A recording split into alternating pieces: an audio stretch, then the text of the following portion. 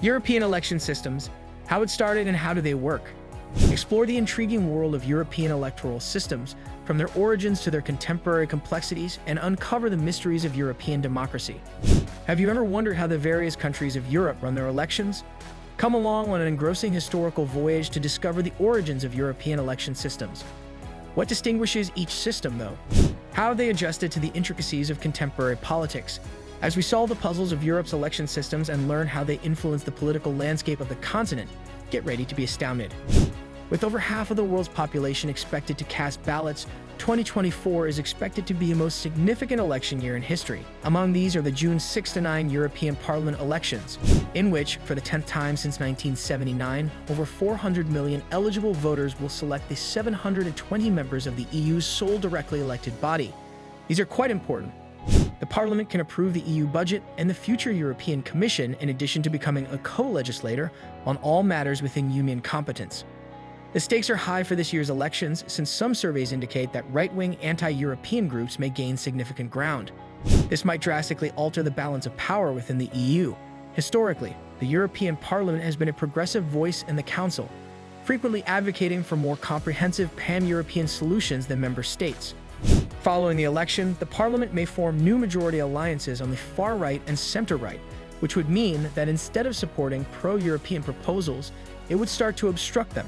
However, even if there isn't a change in favor of a Eurosceptic majority, the result will still have an impact on EU politics for the next 5 years and how Parliament decides on issues. An overview of the key information for this contentious election year is provided in this policy brief. First, it lists the files that lawmakers are still attempting to close, as well as the institutional schedule through the end of the current legislative cycle. Secondly, it offers a synopsis of European political parties' election campaigns. Thirdly, it talks about election day, potential new majority in the legislature, and the consequent assignment of senior positions. Lastly, it discusses the chances for reform that have been lost since the last European elections and how this could compromise the process integrity. From Finland in the north to Cyprus in the south, and from Ireland in the west to Bulgaria in the east, around 400 million people are able to cast ballots. The composition of the upcoming European Parliament and the direct connection between Europeans and EU institutions are at risk. The significance of this vote. The votes cast by Europeans will determine the course of the EU in the next 5 years, whether it takes a more integrated or more nationalistic approach to immigration and climate change. In Europe, far-right and right-wing groups have gained a lot of ground, and the upcoming European Parliament will probably reflect this rightward movement. AFP prior to the European elections on April 28, 2024, Italy's Prime Minister, Giorgia Meloni, is encircled by youths as she leaves the stage following her address at the far-right party Fratelli Italia's campaign rally. With polls showing them at an all-time high, the ruling Brothers of Italy party in Italy is expecting significant gains on June 9. The Parliament, which is housed in Brussels and Strasbourg, is responsible for approving the yearly budget, which this year totaled 189 billion euros. It also passes rules that have an impact on the lives of EU residents. How it functions. Voting begins in the Netherlands on Thursday, June 6. Other voting locations include Malta, Ireland, and Slovakia on Friday, and Latvia and Slovakia on Saturday. Sunday, June 9th is a voting day in several EU members. The majority of voting occurs in a single day, however Italians vote on Saturday and Sunday, and Czechs vote on Friday and Saturday. On Sunday, Belgians will cast ballots in national and local elections in addition to the European ones. While voting in most EU nations requires you to be at least 18, in Germany, Austria, Belgium, and Malta, you can vote as young as 16. While in Greece, the minimum age is 17. Voting is required in a few nations, such as Bulgaria and Luxembourg. And out a loose/Durson Adamura view of the enormous banners at the EP building's entrance proclaiming the elections as the countdown to the June 6 to 9, 2024 European Parliament EP parliamentary elections begins in Brussels, Belgium, Anadolu Dursun Adamur. Every vote matters because proportional representation determines the results, while some nations have minimum electoral thresholds as high as 5%. In 2019, the average turnout was 50.7%. The parties that have gained the 720 seats in the Parliament, 15 more than in 2019, will be evident by June 9th. Prior to exiting the EU, the UK participated in the most recent European elections. Some of its seats were subsequently reassigned or reserved for the event that the EU grows. Every nation has a fixed number of MEPs based on its population. The most populous nation in the EU, Germany, with 96. The minimum is 6 for Cyprus, Malta, and Luxembourg. To what extent does the European Parliament matter? It links European citizens to the two other major institutions, the Council, which is composed of ministers from EU nations, and the European Commission, the EU's executive body. It is the only EU entity that is directly elected by voters throughout its 27 member states. By approving and revising laws as well as making decisions about international agreements and enlargements, the European Parliament determines the course of EU laws and policies. It has the authority to request legislation from the Commission and must approve the EU's yearly budget. MEPs are in charge of the Commission and Council's operations. When it comes to passing laws proposed by the Commission, they and the Council share responsibility.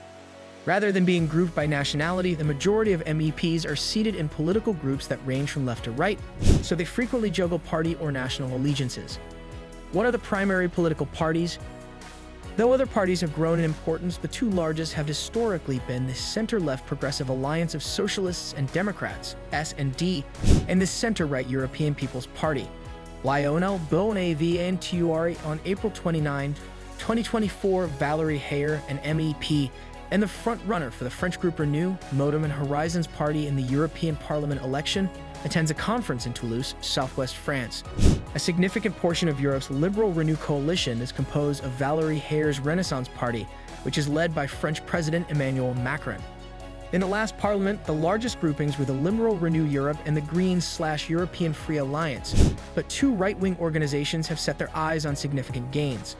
They are the Identity and Democracy Group and the European Conservatives and Reformists. Additionally, two smaller groupings are important. The tiny left-wing GUE/NGL grouping is one, while the MEPs who are not affiliated with any group range from the nationalist Fidesz members of Hungary to the small number of separatists from the Catalan region of Spain. Points to consider when casting this vote. Voters frequently utilize the June election as a platform to communicate with their national governments, even though the primary goal of the event is to determine the composition of parliament. Parties on the extreme right are targeting major wins from Germany to the Netherlands, Austria to Belgium, Italy to France, and beyond. According to polls, the right-wing ECR and ID parties have a chance to surpass the center-left and seize the second position in parliament. Up until now, the center-right and center-left have typically cooperated. But if the center-left struggles, the EPP may find itself under pressure to find new supporters. A shift to the right might impact social or economic policy and halt plans for new climate and sustainability regulations. It might also have an impact on the EU's resolute support for providing Ukraine with military and financial aid. Selecting the Commission's future leader. The election of the European Commission president will be among the incoming MEP's initial responsibilities. Ursula von der Leyen, the president in office, is running for re-election. The European Council, which consists of the 27 heads of state and government of the EU, will consider the election results before nominating a candidate and bringing their name before the Parliament. The nominee will need the support of more than 50% of MEPs. As they did in 2014, the political parties within the EU could implement a system of lead candidates. That principle states that each group nominates a presidential candidate before to the elections, and the group holding the majority of seats is then tasked with choosing the head of the European Commission. However, despite the fact that Ms. von der Leyen was not a contender, the national leaders of the EU made their choice 5 years ago. They may also decide not to use the Spitzenkandidaten in this time. Ready to dive into the intricate world of European election systems? Subscribe now to unlock exclusive insights into the history, workings, and impact of Europe's diverse electoral processes.